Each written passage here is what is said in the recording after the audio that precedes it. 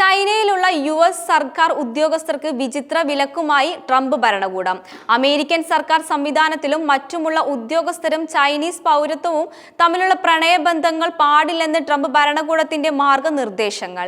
ചൈനക്കാരുമായി ലൈംഗിക ബന്ധങ്ങൾ വേണ്ടെന്നാണ് ജീവനക്കാരോട് യുഎസ് സർക്കാർ നിർദ്ദേശിച്ചിരിക്കുന്നത്.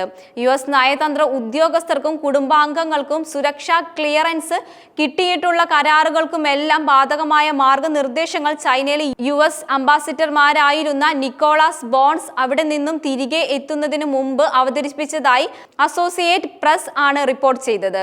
ചൈനയിലെ സർക്കാർ ജീവനക്കാരുമായി മാത്രമല്ല ചൈനീസ് പൗരന്മാരുമായി തന്നെ പ്രണയബന്ധം പാടില്ലെന്നും നിരോധിച്ചതാണെന്നും യുഎസ് ഭരണകൂടത്തിന്റെ പുതിയ നയം.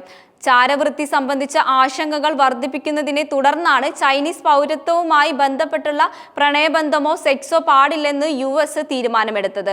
യുഎസ് സർക്കാർ ജീവനക്കാർക്ക് മാത്രമല്ല അവരുടെ കുടുംബാംഗങ്ങൾക്കും നിരോധനം ബാധകമാണ്. അമേരിക്കൻ ഉദ്യോഗസ്ഥരും ചൈനീസ് പൗരന്മാരും തമ്മിലുള്ള പ്രണയപരമോ ലൈംഗികമോ ആയ ബന്ധങ്ങളെ നിരോധിക്കുന്ന നയം ജനുവരിയിൽ തന്നെ ഉദ്യോഗസ്ഥർ അറിയിക്കും. ചൈനയ്ക്ക് പുറത്ത് വിന്യസിപ്പിച്ചിരിക്കുന്ന യുഎസ് ഉദ്യോഗസ്ഥർക്ക് പുതിയ നിർദ്ദേശം ബാധകമല്ല.